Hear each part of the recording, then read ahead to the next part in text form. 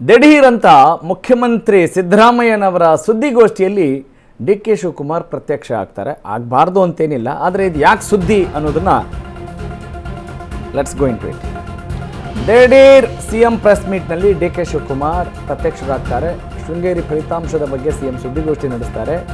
ರಿಜ್ವಾನ್ ಅರ್ಷದ್, ಸಲೀಂ ಅಹಮದ್ ಜೊತೆ ಸಿಎಂ ಸುದ್ದಿಗೋಷ್ಠಿಯನ್ನು ನಡೆಸ್ತಾರೆ. ಬಿಜೆಪಿಯಿಂದ ವೋಟ್ ಡಕಾಯಿತ್ ಅಂತ ಕೆಂಡ ಕಾರ್ತಿದ್ದಾರೆ. ಡಕಾಯಿತ್ ಅಲ್ಲ, ಡಕಾಯಿತ್ ಆಗಬೇಕು. ಈ ಹೊತ್ತಲ್ಲಿ ದಿಢೀರ್ ಎಂಟ್ರಿ ಕೊಡ್ತಾರೆ D K Shivakumar. D K ಬಂದ ಕೂಡಲೇ ರಿಜ್ವಾನ್ ಅರ್ಷದ್ ಸೀಟ್ ಬಿಟ್ಕೊಡ್ತಾರೆ. ಬಳಿಕ ಸಿಎಂ ಸಿದ್ದು ಸುದ್ದಿಗೋಷ್ಠಿಯನ್ನು ನಡೆಸ್ತಾರೆ, ಮುಂದುವರಿಸ್ತಾರೆ. ಸಿದ್ದರಾಮಯ್ಯ ಏನು ಆರೋಪ ಮಾಡ್ತಾರಲ್ಲ ಅದಕ್ಕೆ ಅವರು ಕೂಡ ತಲೆಬಾಗ್ತಾರೆ. ಡಿ ಕೆ ಶಿವಕುಮಾರ್ ಅವರು ಕೂಡ ಕೋರಸ್ ಕೊಡ್ತಾರೆ. ಇದು ಏನು ಶೃಂಗೇರಿ ಫಲಿತಾಂಶ ಅಂತ ಹೇಳಿದ್ರೆ, ಅಂಚೆ ಮತ ಎಣಿಕೆಯಲ್ಲಿ ನಿನ್ನೆ ರಾಜೇಗೌಡರು ಅಲ್ಲಿ ಮುಂಚೆ MLA ಆಗಿದ್ದರು, ಆದರೆ ಈಗ ಜೀವರಾಜ್ ಸದ್ಯಕ್ಕೆ ಶಾಸಕರಾಗಿದ್ದಾರೆ. ಅಲ್ಲಿ ಏನು ಮಿಸ್ಟೇಕ್ ಆಗಿತ್ತಲ್ಲ ಅದನ್ನು ಸರಿಪಡಿಸಿಕೊಳ್ಳುವ ನಿಟ್ಟಿನಲ್ಲಿ ಈಗ ಸುದ್ದಿಗೋಷ್ಠಿ ಯಾವ ಕಾರಣಕ್ಕಾಗ್ತಾ ಇದೆ? ಸಿಎಂ ಸಿದ್ದು ಸುದ್ದಿಗೋಷ್ಠಿನ ಮುಂದುವರಿಸಿದ್ರು. ಅಂದರೆ ಇಲ್ಲಿ ಓಟ್ ಡಕಾಯತ್, ಓಟ್ ಚೋರಿ ಅಲ್ಲ, ಇದು ಓಟ್ ಡಕಾಯತಿ ಮಾಡ್ತಾ ಇದ್ದಾರೆ ಅನ್ನುವ ಆರೋಪವನ್ನು BJP ಮೇಲೆ ಮಾಡ್ತಾ ಇದ್ದಾರೆ. ಯಾರು? ಕಾಂಗ್ರೆಸ್ ಪಾಳೆಯ.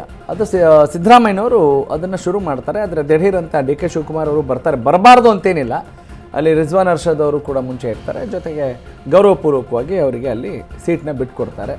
ಅವ್ರು ಏನು ಮಾತನಾಡಿದರು, ಏನು ಕತೆ ಅನ್ನೋದನ್ನು ಮುಂದಿನ ಹಂತದಲ್ಲಿ ನಾವು ನೋಡೋಣ.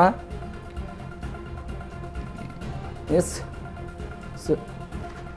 ಓಕೆ, ಇನ್ನೊಂದು ಬ್ರೇಕಿಂಗ್ ಅಪ್ಡೇಟ್ ಇದೆ, ಅದನ್ನು ನೋಡ್ಕೊಂಬರೋಣ. Yes, let's go for it. Sringeri ಫಲಿತಾಂಶದ ಬಗ್ಗೆ ಸಿಎಂ ಸುದ್ದಿಗೋಷ್ಠಿಯನ್ನು ನಡೆಸ್ತಾರೆ. ತದನಂತರ ಏನಾಗುತ್ತೆ ಅದರದ ಮುಂದುವರೆದ ಭಾಗವಾಗಿ ನೋಡೋಣ.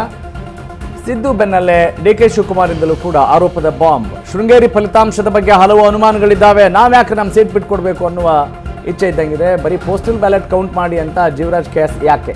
50 ಓಟ್ಗಳಲ್ಲಿ ಗೆಲ್ತೀನಿ ಅಂತ ಕರೆಕ್ಟಾಗಿ ಜೀವರಾಜ್ ಹೇಳಿದರು. ಅದು ಹೆಂಗೆ ಹೇಳಿದರು? ಜೊತೆಗೆ ಅಷ್ಟು ಓಟ್ನಲ್ಲಿ ಗೆಲ್ತೀನಿ ಅಂತ ಜೀವರಾಜ್ ಬೆಟ್ಟಿಂಗ್ ಕೂಡ ಕಟ್ತಾರೆ. ಇಲ್ಲೇನೋ ಮಸಲತ್ತಿದೆ ಅನ್ನೋದು ಅವ್ರ ವಾದ. 2023 ಕೌಂಟಿಂಗ್ ವೇಳೆ ಅವರ ಏಜೆಂಟ್ ಸೈನ್ ಹಾಕಿದ್ರಲ್ವಾ, ಇವಾಗ ಸರಿ ಇಲ್ಲ ಅಂತ ಹೇಳಿದ್ದಾರೆ. ಇದು BJP ಅಡ್ಜಸ್ಟ್ಮೆಂಟ್ ಅಲ್ವಾ? ಏನು ನಡೀತಾ ಇದೆ ಅನ್ನುವ ಮಾತಿದೆ. BJP ವಿರುದ್ಧ ಗಂಭೀರ ಆರೋಪ ಮಾಡಿದ್ದಾರೆ ಡಿ ಕೆ ಶಿವಕುಮಾರ್. ಅಂದರೆ ಸಿದ್ದರಾಮಯ್ಯನವರು ಕೂಡ ಈ ವಿಚಾರದ ಬಗ್ಗೆ ಅನುಮಾನಗಳನ್ನು ವ್ಯಕ್ತಪಡಿಸಿದರು. ಜೊತೆಗೆ ಡಿ ಕೆ ಶಿವಕುಮಾರ್ ಅವರು ಕೂಡ ಇಲ್ಲಿ ಅದಕ್ಕೆ ಧ್ವನಿಗೂಡಿಸ್ತಾರೆ. 50 ಓಟ್ನಲ್ಲಿ ಗೆಲ್ತೀನಿ ಅಂತ ಕರೆಕ್ಟಾಗಿ ಹೆಂಗೆ ಹೇಳಿದರು ಜೀವರಾಜ್? ಅಂದರೆ ಈ ಅಂಚೆ ಓಟ್ನಲ್ಲಿ ಏನಾದರೂ ಮಸಲತ್ತಾಗಿದೆಯಾ? 2023 ವೋಟಿಂಗ್ ಆಗುವಾಗ ಕೌಂಟಿಂಗ್ ವೇಳೆ ಅವರ ಏಜೆಂಟ್ ಕೂಡ ಇದ್ರಲ್ವಾ, ಇವಾಗ ಸರಿ ಇಲ್ಲ ಅಂತ ಹೇಳಿದರೆ ಅದು ಹೆಂಗೆ? ಇದೆಲ್ಲ ಏನು ನಡೀತಾ ಇದೆ ಅನ್ನುವ ಒಂದು ಸೀರಿಯಸ್ ಅಲಿಗೇಷನ್ ಮಾಡಿದ್ದಾರೆ ಡಿ ಕೆ ಶಿವಕುಮಾರ್.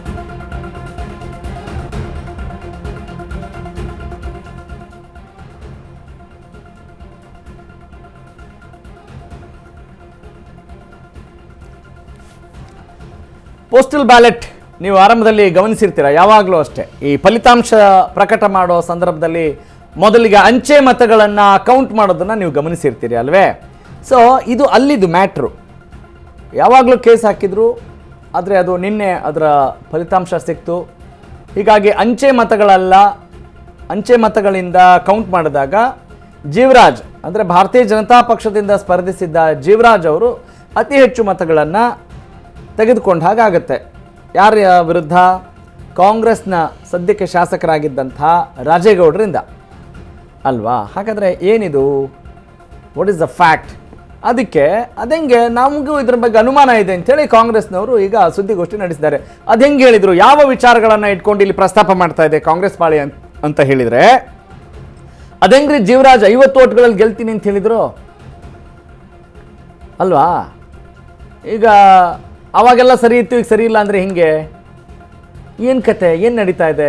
ಅಲ್ಲಿ ಏಜೆಂಟ್ ಕೂಡ ಸೈನ್ ಹಾಕಿದ್ರಲ್ವಾ? ಇದು ಹೆಂಗೆ ಅವ್ರು ಕೇಸ್ ಹಾಕ್ತಾರೆ? ಅದ್ರ ಮೇಲೆ ಮಾತ್ರ ಕೇಸ್ ಯಾಕೆ ಹಾಕಿದ್ರು? ಎಲ್ಲದ್ರ ಮೇಲೂ ಹಾಕ್ಬೇಕಿತ್ತು ಹಾಕೋದಾಗಿದ್ರೆ ಅಲ್ವಾ? That is the point. ನೋಡೋಣ ಅವ್ರು ಏನು ಹೇಳಿದ್ದಾರೆ ಕೇಳೋಣ ಬನ್ನಿ.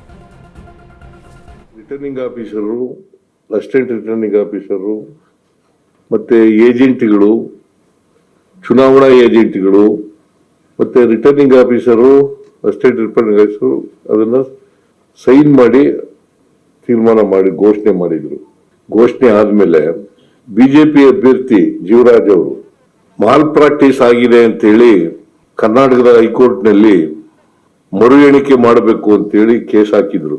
ಮರು ಎಣಿಕೆ ಮಾಡಬೇಕು ಅಂತೇಳಿ ಕೇಸ್ ಹಾಕಿದ್ರು.